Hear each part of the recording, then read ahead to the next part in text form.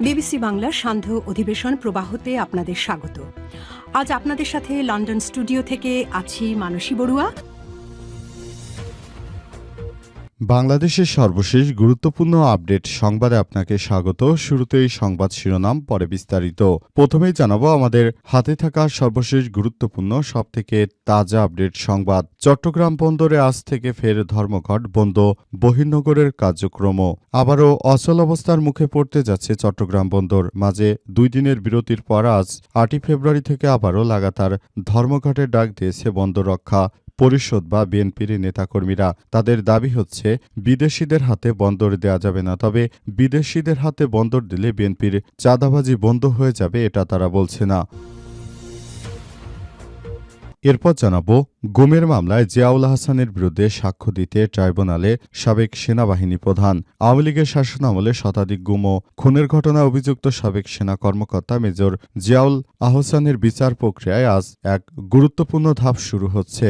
আন্তর্জাতিক অপরাধ ট্রাইব্যুনালে তার বিরুদ্ধে প্রসিকিউশনের সূচনা, বক্তব্য উপস্থাপন সহ সাক্ষ্য গ্রহণের দিন ধার্য রয়েছে।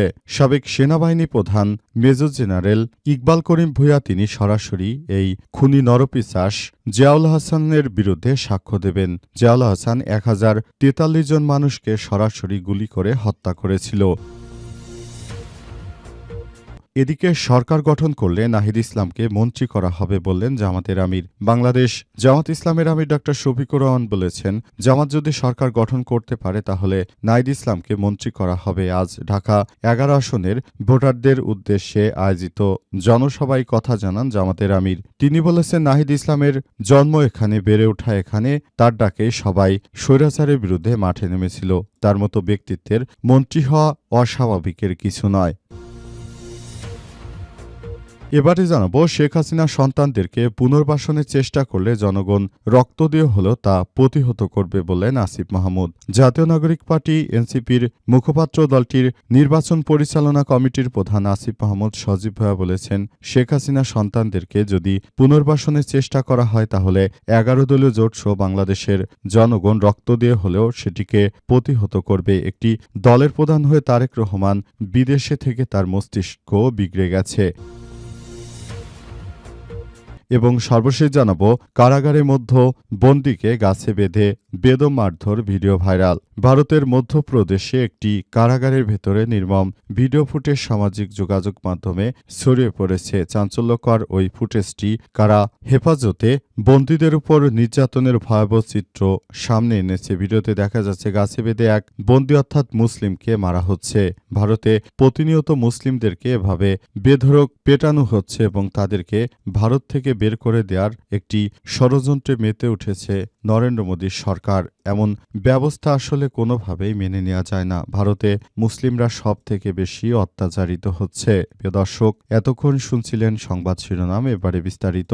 তবে তার আগে বন্ধুরা অনুরোধ থাকবে এই সংবাদটিতে একটি লাইক দিন। এই চ্যানেলে আপনি নতুন হয়ে থাকলে আমাদের সংবাদটি দেখতে দেখতে চ্যানেলটি সাবস্ক্রাইব করে রাখুন। কমেন্ট করে বন্ধুরা আপনার মূল্যবান মতামত জানিয়ে দিন আপনি বিশ্বের কোন দেশ থেকে বা বাংলাদেশের কোন স্থান থেকে আমাদের সংবাদটি দেখছেন এবং শুনছেন। আর বন্ধুরা, গাজা যুদ্ধে আপনি যদি নিরীহ ফিলিস্তিনিদের ভালোবেসে থাকেন কমেন্টে ইয়েস লিখে পুরো বিশ্বকে জানিয়ে দিন। এবারে বিস্তারিত।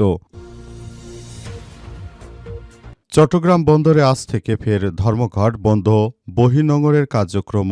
আবারও অচল অবস্থার মুখে পড়তে যাচ্ছে চট্টগ্রাম বন্দর। মাঝে 2 দিনের বিরতির পর আজ আবার 8 ফেব্রুয়ারি থেকে আবারও লাগাতার ধর্মঘটে ডাক দিয়েছে বন্দর রক্ষা সংগ্রাম পরিষদ বা বিএনপির নেতৃত্ববৃন্দরা। বন্ধ রয়েছে বহির্নোঙরের কার্যক্রম। এতে পুরো বন্দর অচল হয়ে পড়ার আশঙ্কা রয়েছে। সংবাদ সম্মেলনে শ্রমিক কর্মচারী নেতারা বলেছেন, এবারের ধর্মঘটে শুধুমাত্র বন্দরের ভেতরে বাইরে নয়, কাজ বন্ধ থাকবে বহির্নোঙরেও। তাদের অভিযোগ, সরকার সংকট সমাধানের দিকে না তাকিয়ে হুমকি ধামকি আর হয়রানির পথ বেছে নিয়েছে। তাই ধর্মঘটে যেতে তারা বাধ্য হয়েছে বলে অভিযোগ রয়েছে তাদের। এর আগে 31 জানুয়ারি থেকে 6 দিন কর্মবিরতি পালন করেন শ্রমিক কর্মচারীরা। শুক্র ও শনিবার স্থগিত ছিল। এর মধ্যে 15 কর্মচারীর বিরুদ্ধে ব্যবস্থা নেওয়ার পর আবারও কর্মসূচিতে ফিরে আন্দোলনকারীরা। প্রসঙ্গত, চট্টগ্রাম বন্দরে নিউমোরিং কন্টেনার টার্মিনাল ও এনসিটি পরিচালনার ভার বিদেশি অপারেটর বা ডিপি ওয়ার্ল্ডকে ইজারা দেওয়ার প্রক্রিয়া বাতিল সহ 4 দফা দাবিতে এই কর্মসূচি দিয়েছে বন্দর রক্ষা সংগ্রাম পরিষদ। দাবিগুলোর মধ্যে রয়েছে এনসিটি বা ডিপি ওয়ার্ল্ডকে লিজ না দেওয়ার বিষয়ে সরকার কর্তৃক ঘোষণা দেয়া, বন্দরের চেয়ারম্যানকে প্রত্যাহার করে আইনের আওতায় এনে জিজ্ঞাসাবাদ করা, আন্দোলনরত কর্মচারীদের বিরুদ্ধে এখন পর্যন্ত গৃহীত শাস্তিমূলক ব্যবস্থা বাতিল এবং আন্দোলনকারীদের বিরুদ্ধে কোনো আইনগত ব্যবস্থা না নেওয়া। সংগ্রাম পরিষদের নেতারা বলেছেন, আন্দোলন শুরুর পর থেকে এই কয়েকদিনে বন্দরের বহির্নোঙরের কাজ কর্মবিরতির আওতায় ছিল না, তবে রোববার থেকে ডাকা ধর্মঘটে বহির্নোঙরের কাজও হবে না বলে তারা জানিয়েছে। তবে প্রশাসনের পক্ষ থেকে এখন পর্যন্ত সতর্কবার্তায় রয়েছে। গুমের মামলায় জিয়াউল আহসানের বিরুদ্ধে সাক্ষ্য দিতে ট্রাইব্যুনালে সাবেক সেনাবাহিনী প্রধান। আওয়ামী লীগের শাসনামলে শতাধিক গুম, খুন ও মানবতাবিরোধী অপরাধের ঘটনায় যুক্ত জিয়াউল আহসানের বিরুদ্ধে আন্তর্জাতিক অপরাধ ট্রাইব্যুনালে সাক্ষ্য দিতে হাজির হয়েছেন সাবেক সেনাবাহিনী প্রধান জেনারেল ইকবাল করিম ভূঁইয়া। জানা গেছে, ইকবাল করিম ভূঁইয়া তিনি এর আগে সেনাবাহিনীর ক্ষমতায় থাকাকালীন তখন তত্ত্বাবধায়ক সরকার এর পরের মেয়াদে তিনি ক্ষমতায় ছিলেন এবং তখনই শেখ হাসিনার বেআই তারিক আহমেদ সিদ্দিকের নেতৃত্বে তখন কিন্তু একরকম মোটামুটি সমস্যাগুলো তৈরি হতে থাকে এবং এই ধরনের কার্যক্রম চলতে থাকলে একরকম নানাবিধ সমস্যার মধ্যে পড়তে থাকে তারা এবং শেষ পর্যন্ত জিয়াউল আহসান তিনি নানাবিধ অপরাধের সঙ্গে যুক্ত হয়ে পড়েন এবং তার বিরুদ্ধে অসংখ্য অভিযোগ রয়েছে বলে জানা গেছে। অন্তর্বর্তীকালীন সরকারের প্রধান উপদেষ্টা প্রফেসর ডক্টর মোহাম্মদ ইউনূসের সরকার যে নতুন বাংলাদেশ গড়তে চান সে অনুযায়ী সবাইকে নিয়ে একটি সুন্দর বাংলাদেশ গড়তে হবে। সেজন্য জিয়াউল আহসানের মতো যারা কুখ্যাত সন্ত্রাসী এবং গণহত্যাকারী রয়েছে তাদেরকে কোনোভাবেই ছাড় দেওয়া হবে না এবং তাদের বিরুদ্ধে সর্বাত্মক ব্যবস্থা গ্রহণ করতে হবে। সেই ব্যবস্থায় গ্রহণ করতে চায় অন্তর্বর্তীকালীন সরকার। এমন একটি প্রক্রিয়ার মধ্য দিয়ে যাচ্ছে সরকার এবং যারাই হত্যাকাণ্ডের সঙ্গে যুক্ত রয়েছে তাদেরকে কোনোভাবেই ছাড় দেওয়া হবে না বলে বলা হচ্ছে এবং সে অনুযায়ী তাদেরকে সেখান থেকেই নানাবিধভাবে তাদের কার্যক্রমের বিরুদ্ধে সেনা সদস্যরাও কাজ করছে। যারা সন্ত্রাসী রয়েছেন তাদেরকে কোনোভাবেই ছাড় দেওয়া হবে না। জিয়াউল আহসান তিনি 1043টি হত্যা করেছেন এবং এই হত্যাকাণ্ডে তিনি সরাসরি জড়িত রয়েছেন। জিয়াউল আহসান অত্যন্ত মানবতা বিরোধী অনেক বড় সন্ত্রাসী একজন। তার বিরুদ্ধে তাই আন্তর্জাতিক অপরাধ ট্রাইব্যুনালে হাজির হয়ে নিজেই তার বিরুদ্ধে সাক্ষ্য দেবেন বাংলাদেশ সেনাবাহিনীর সাবেক সেনাপ্রধান জেনারেল ইকবাল করিম ভূঁইয়া। তিনি জানিয়েছেন, আমি যখন ক্ষমতায় ছিলাম তখনই জিয়াউল আহসান হত্যাকাণ্ড শুরু করে, তবে আমি তখন তাকে দমন করতে পারিনি কারণ তিনি শেখ হাসিনার অতি ঘনিষ্ঠ ব্যক্তি ছিলেন বলে জানা গেছে। সরকার গঠন করলে নাহিদ ইসলামকে মন্ত্রী করা হবে বললেন জামাতের আমির। বাংলাদেশ জামাত ইসলামের আমির ডক্টর শফিকুর রহমান বলেছেন, আমরা যদি ক্ষমতায় যেতে পারি তাহলে নাহিদ ইসলামকে আমরা মন্ত্রী হিসেবে গড়ে তুলব, কারণ নাহিদ ইসলাম যে ধরনের আত্মত্যাগ করেছেন এবং যে ধরনের কর্মকাণ্ডের সঙ্গে যুক্ত রয়েছেন এতে করে তিনি আগামীর বাংলাদেশে একজন দায়িত্বশীল ব্যক্তি হিসেবে আমরা তাকে পাশে পেয়েছি, সেজন্য তাকেও ধন্যবাদ। আমরা মনে করি আগামীর বাংলাদেশ হবে অত্যন্ত সুষ্ঠু সুন্দর একটি বাংলাদেশ এবং এই বাংলাদেশে কোনো ধরনের রাহাজানিকারক বা সন্ত্রাসীরা আর ঠাঁই পাবে না। আগামীর বাংলাদেশ হবে সত্য ন্যায়নিষ্ঠার বাংলাদেশ, এমন কথাই জানিয়েছেন বাংলাদেশ জামাত ইসলামের আমির ডাক্তার শফিকুর রহমান। আজ ঢাকা নাহিদ ইসলামের আসন 11-তে এক নির্বাচনী জনসভায় সব কথা বলেছেন জামাতের আমির। তিনি আরও বলেছেন, নাহিদ ইসলামের সংগ্রামের মধ্য দিয়েই ফ্যাসিস্ট স্বৈরাচারের পতন হয়েছিল। দীর্ঘ 17 বছরে ফ্যাসিস্ট যখন আমাদের নেতাকর্মীদেরকে পরপর হত্যা করলো, গুম করলো, সন্ত্রাসী কার্যক্রমের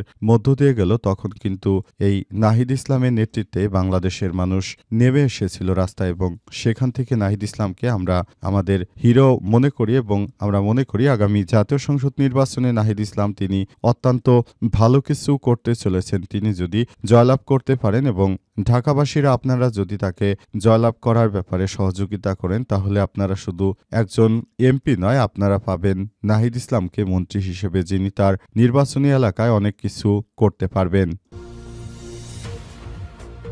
শেখ হাসিনার সন্তানদেরকে পুনর্বাসনের চেষ্টা করলে জনগণ রক্ত দিয়ে হলেও তা প্রতিহত করবে বললেন আসিফ মাহমুদ। জাতীয় নাগরিক পার্টি এনসিপির মুখপাত্র দলটির নির্বাচন পরিচালনা কমিটির প্রধান আসিফ মাহমুদ সজীব ভুঁইয়া বলেছেন, শেখ হাসিনার সন্তানদেরকে পুনর্বাসনের চেষ্টা করলে 11 দলীয় জোট সহ বাংলাদেশের জনগণ রক্ত দিয়ে হলেও তাদেরকে প্রতিহত করবে। আজ নারায়ণগঞ্জের ফতুল্লার ভুইঘর এলাকায় বাংলাদেশ খেলাফতে মজলিস নারায়ণগঞ্জ মহানগর শাখা আয়োজিত নির্বাচনী পথসভায় তিনি এই হুঁশিয়ারি দিয়েছেন। রয়টার্সকে দেওয়া বিএনপির চেয়ারম্যান তারেক রহমানের সাক্ষাৎকার প্রসঙ্গে আসিফ মাহমুদ বলেছেন, একটি রাজনৈতিক দলের প্রধান বিদেশি একটি গণমাধ্যমকে ইন্টারভিউ দিয়েছেন।